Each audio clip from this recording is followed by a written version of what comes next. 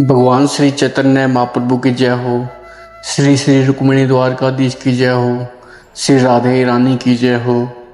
आज है श्री जगन्नाथ भगवान का पार्ट 6 महाप्रभु की जगन्नाथ की यात्रा। महाप्रभु ने पूरी जाते हुए मार्ग में अनेक महत्वपूर्ण स्थानों पर भी गए।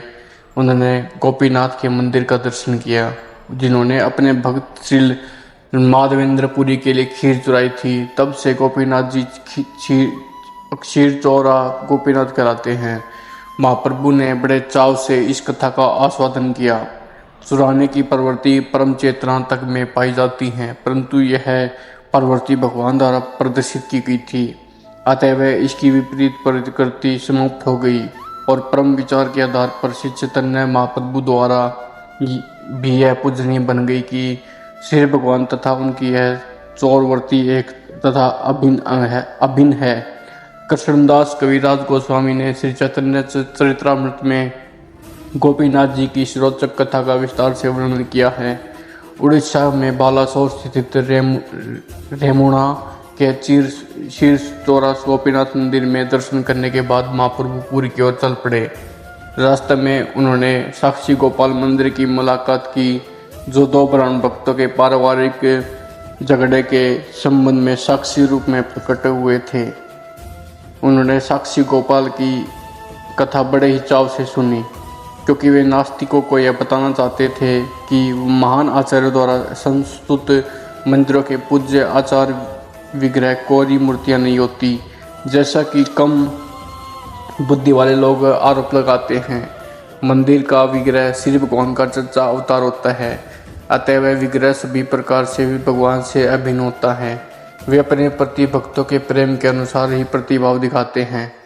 साक्षी गोपाल की कथा में दो भक्तों के बीच पारिवारिक अनबन हो गई, तो भगवान ने झगड़ा समाप्त करने तथा अपने सेवकों पर विशेष कृपा दिखाने के लिए वृंदावन से उड़ीसा स्थित विद्यानगर गांव तक अपने अर्चावतार के रूप में यात्रा की।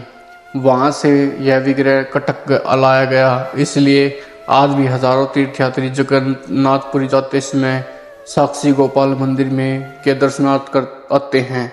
महाप्रभु यहाँ रात भर रुके और फिर उन्होंने पुरी के लिए प्रस्थान किया। रास्ते में नित्यानंद प्रभु ने उनका संन्यास दंड तोड़ डाला, अतः महाप्रभु पर ऊपरी तौर से कुपित हुए और अपने सारे संगियों को पीछे छोड़कर अकेले पुरी चले गए। महाप्रभु द्वारा भगवान जगन्नाथ का दर्शन। पुरी में जब वे जगन्नाथ मंदिर में प्रविष्ट हुए तो वे दिव्य आनंद से अभिभूत होने के कारण मंदिर की फर्श पर अचेत होकर गिर पड़े। मंदिर के रक्षक महाप्रभु के दिव्य भाव को समझ नहीं पाए, लेकिन वहां पर सार्वभौम भट्टाचार्य नाम के एक महान पंडित उपस्थित थे और वे समझ गए कि जगन्नाथ मंदिर में प्रवेश करते ही उनका अचेत होना कोई सामान्य बात नहीं। सार्वभौम भट्टाचार्य उड़ीसा के राजा महाराजा प्रतापरुद्र के दरबार में नियुक्त मुख्य रूप से पंडित थे। वे श्री चैतन्य महाप्रभु की तरुणावस्था की कांति से आकृष्ट हुए और समझ गए कि ऐसी दिव्य समाधि विरले ही प्रदर्शित होते हैं और केवल उच्च कोटि के भक्तों द्वारा प्राप्त की जाती है, जो पहले से भौतिक अस्तित्व की पूर्ण विस्मृति में दिव्य धरातल पर होते हैं। केवल मुक्तात्मा ही ऐसा दिव्य भाव प्रदर्शित कर सकता है। भट्टाचार्य महान विद्वान थे, अतः वे अपने परिचित दिव्य साहित्य के प्रकाश में उसे समझ गए।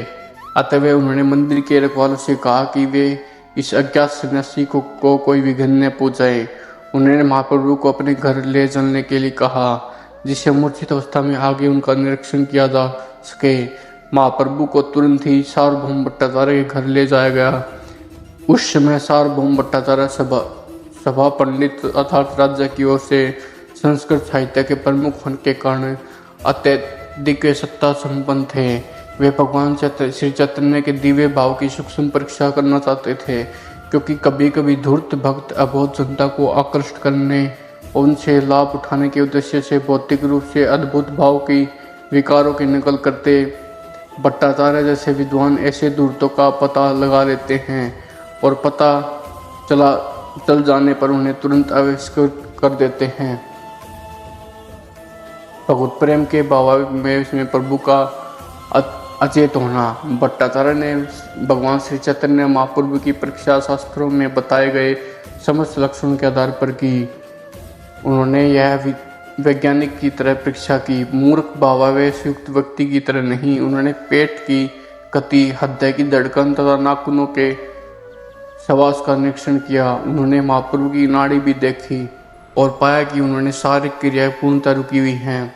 जब उन्होंने नासिकाओं पर रुई का फाहा रखा तो उन्होंने देखा कि श्वास कुछ कुछ चल रही हैं, क्योंकि रुई के नरम रेशे थोड़े थोड़े हिल रहे थे।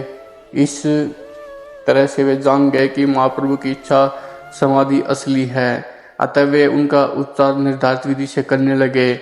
लेकिन महाप्रभु का उपचार केवल विशेष ढंग से ही किया जा सकता था। वे अपने भक्तों द्वारा भगवान जगन्नाथ का उच्चारण करने पर ही होश में आ सकते थे, और यह विशिष्ट उपचार सार्वभौम भट्टाचार्य को ज्ञात नहीं था, क्योंकि वे महाप्रभु को भी जानते नहीं थे। जब भट्टाचार्य ने पहल मंदिर में देखा तो उन्होंने अनेक यात्रियों में से उन्हें भी एक यात्री समझ लिया था। शेष चर्चा आगे है। सार्वभौम भट्टाचार्य के घर पर महाप्रभु। सार्वभौम भट्टाचार्य वेदों की शिक्षा। श्री कृष्ण चैतन्य महाप्रभु की जय हो। जय श्री राधे। हरे कृष्ण।